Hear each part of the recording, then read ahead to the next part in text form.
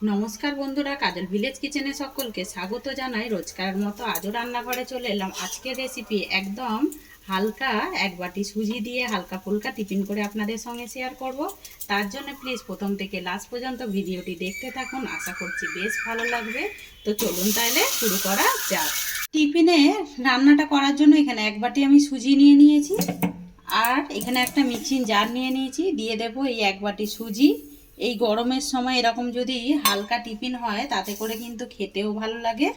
আর যতটা সুজি নিয়েছি তার থেকে একটু মানে 2 থেকে 3 চামচ মতো কম টক দই নিয়েছি। তো টক দইটাও নিয়ে নেব। এবারে এই বাটিতে করেই জলটা দেব। তো তার আগে এর মধ্যে কিছু উপকরণ দিয়ে দেব। এখানে আমি কয়েকটা মানে ছোট একটা মাঝারি সাইজের আলুকে আমি এইভাবে টুকরো করে কেটে রেখেছি। এই কেটে রাখা আলুটাকেও দিয়ে দেব। আর এখানে দেব আমি দুটো কাঁচা লঙ্কা, মানে পেকে যাওয়া যে লঙ্কাগুলো হয় সেইটা, আপনারা চাইলে শুকনো লঙ্কাও দিতে পারেন, তাতে করে কিন্তু টেস্ট হবে।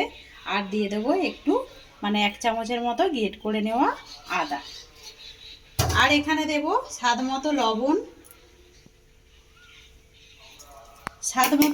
দিয়ে দিলাম। দিয়ে দেব অল্প একটু চিনি। চিনি দিলে পরে টেস্টটা কিন্তু দারুণ হবে। আর চিনিটা বাদ দিয়েও কিন্তু করতে পারেন, তাতে করেও হবে। আমি হাফ বাটি জল নিয়েছি, মানে এই বাটিরই 1 বাটি জল নিতে হবে। আমি হাফ বাটি আগে দিয়ে দেব, এর থেকে আর বেশি দেব না। তো আমার এর মধ্যে আর একটা উপকরণ বাকি রয়েছে, এটা পাশে রয়ে গেছিলো, দেওয়া হয়নি। দিয়ে দেবো আমি বেসন। এই ছোলার ডালের বেসনটা দিলে পরে সেন্টটাও খুব সুন্দর হবে আর রঙটাও কিন্তু ভালো আসবে। তো এখানে 2 চামচের মতো দিয়ে দিলাম আমি বেসন। এবার এইটা মিক্সিতে দিয়ে খুব ভালো করে আমি বেটে ফিরে আসছি। মিক্সিতে দিয়ে খুব ভালো করে বেটে নিয়েছি। বাটাটা দেখুন কীরকম হয়েছে। তো ঠিক এইভাবেই বেটে নিতে হবে, একদম সুন্দরভাবেই কিন্তু বাটা হয়েছে। এবার আমি এটা একটা বাটির মধ্যে ঢেলে নেব। তো এই বাটিটার মধ্যে ঢেলে নিলাম, একটা বাটির মধ্যে ঢেলে নিলাম। এবারে মিক্সি ধোয়া জলটা আমি দিয়ে দেব। তো একেবারে কিন্তু জলটা দেবে না, আমি 2 চামচের মতো দিয়ে দিয়েছি মিক্সি ধোয়া যে জলটা। তারপরে যদি জল লাগে তারপরে আমি ব্যবহার করব। তো এখানে দেখুন এখনও কিন্তু বেশ কিছুটা জল বেঁচে আছে। তো এটা আমি এখন 10 মিনিটে এটা এইভাবেই এখন ঢাকা দিয়ে রেখে দেবো। রেস্টে রেখে দেবো 10 মিনিটের জন্য। ততক্ষণ চাটনিটা রেডি করে নেওয়া যাক। ঠিক একটা কড়া গরম হতে বসিয়ে দিয়েছি। কড়ার মধ্যে দিয়ে দেব 1 চামচ সাদা তেল। আর বেশি তেল দেবার দরকার নেই, অল্প একটু তেল দিয়েই চাটনিটা রেডি করব। এই সময় গ্যাসটাকে একটু আস্তে রাখবো। এবার আমি এর মধ্যে দিয়ে দেব অল্প একটু ছোলার ডাল নিয়েছি, এই ছোলার ডালটা দিয়ে দেব। আর এখানে দিয়ে দেব আমি একটা মাঝারি সাইজের পেঁয়াজ কুচানো, দিয়ে দেব 4টে কাঁচা পাকা লঙ্কা। আর দেব এখানে রসুন দিয়ে দেব। রসুনের কোয়াগুলো একটু ছোট ছোট বলে তাই আমি 10 কোয়া মতো নিয়েছি।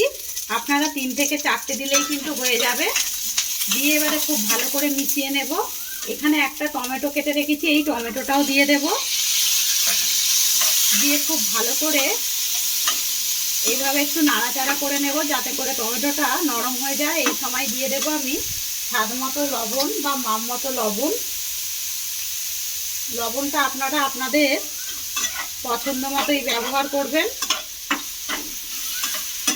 মানে মাপ মতোই দিয়ে দেবেন, তাতে করে কিন্তু খেতে ভালো হবে। যে যেরকম টমেটোর বা চাটনিটা কম বেশি হতে পারে। দিয়ে এবারে এটাকে খুব ভালো করে একটু ভেজে ভেজে নেব।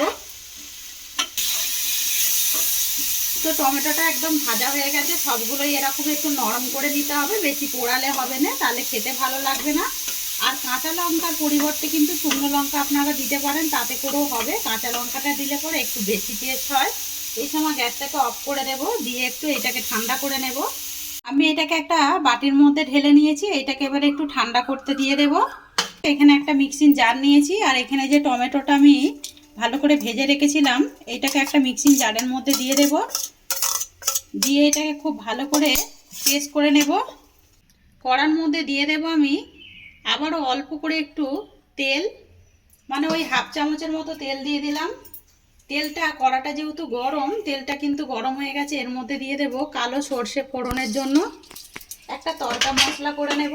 আর দিয়ে দেবো এর মধ্যে একটা শুকনো লঙ্কা, 2-1টা কারি পাতা দিয়ে দেব। দিয়ে হালকা করে একটুখানি ভেজে নেব। তো এদিকে তড়কা মশলাটা হয়ে গেল। এবারে আমি চাটনির মধ্যে একটা বাটির মধ্যে ঢেলে নিয়েছি, এর মধ্যে দিয়ে দেব।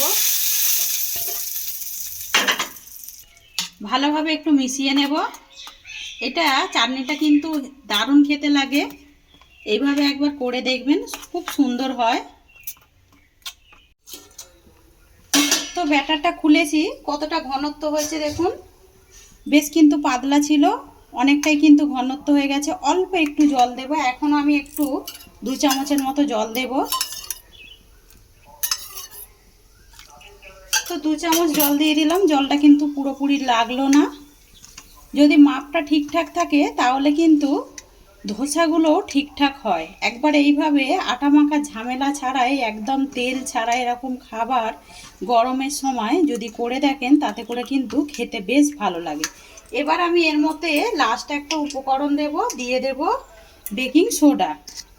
তো আপনারা চাইলে এখানে ইনো ব্যবহার করতে পারেন। তো এখানে 4 ভাগের 1 ভাগ নিয়েছি বেকিং সোডা, এই সোডাটাও আমি এর মধ্যে দিয়ে দেব। তো সোডাটা দিয়ে দিলাম, সোডাটা দিয়েও একটুখানি জল দিয়ে দেবো এর মধ্যে। জল দিয়ে খুব ভালো করে এটাকে এবারে মিশিয়ে নেব। নিলে পরে তাহলে ব্যাটারটা অনেকটাই হালকা হয়ে যাবে, যেহেতু টক দই রয়েছে।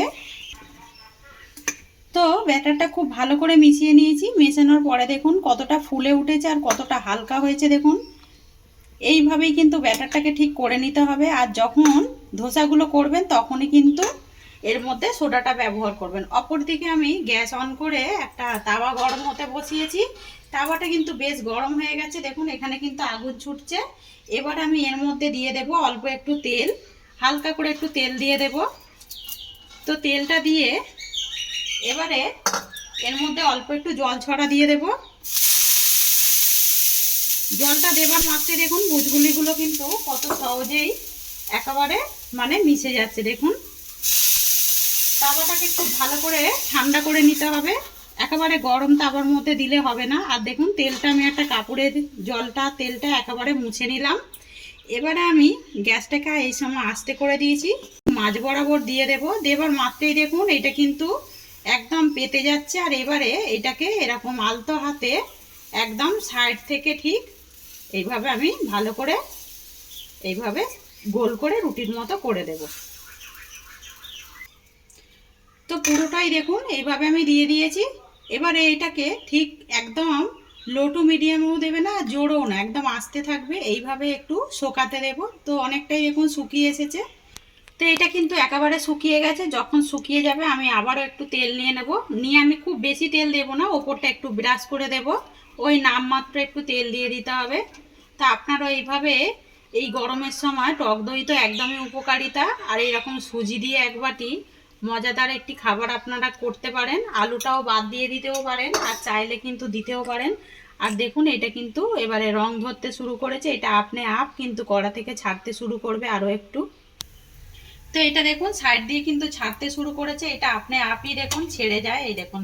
আর পেছনটা দেখুন কত সুন্দর হয়েছে, দারুণ সুন্দর হয়েছে। আমি কিন্তু এটাকে আরেকবার একটু উল্টে দেব, দিলে পরে আর একটু ভালো হবে। তো দেখুন এই দিকটা দেখুন কতটা সুন্দর কালার এসেছে দেখুন। তো এটা 2 পিঠ বেশ সুন্দর করে সেঁকে নিয়েছি, লাল হয়ে গেছে। আর দেখুন কত সুন্দর হয়েছে। আমি এরকমই এটা একটা প্লেটের মধ্যে নামিয়ে নেব। তো আমি আরও একটা করে দেখাচ্ছি। একইভাবে কিন্তু ওই একটু তেল ব্রাশ করে দেব। আর এটা চাইলে কিন্তু না তেল দিলেও হবে, একবারই যে তেল দিয়েছি ওতেই হবে, কিন্তু জল দিয়ে একটু ঠান্ডা করে নেব, আর তেল দেওয়ার দরকার নেই। তো সব সময় কিন্তু জল দিয়ে এইভাবে একটা সুতি কাপড় নিয়ে নেবে, এইভাবে মুছে নেবেন। নিয়ে ঠিক মাঝ বরাবর আবারও আমি দিয়ে দেব 1 হাতা ব্যাটার।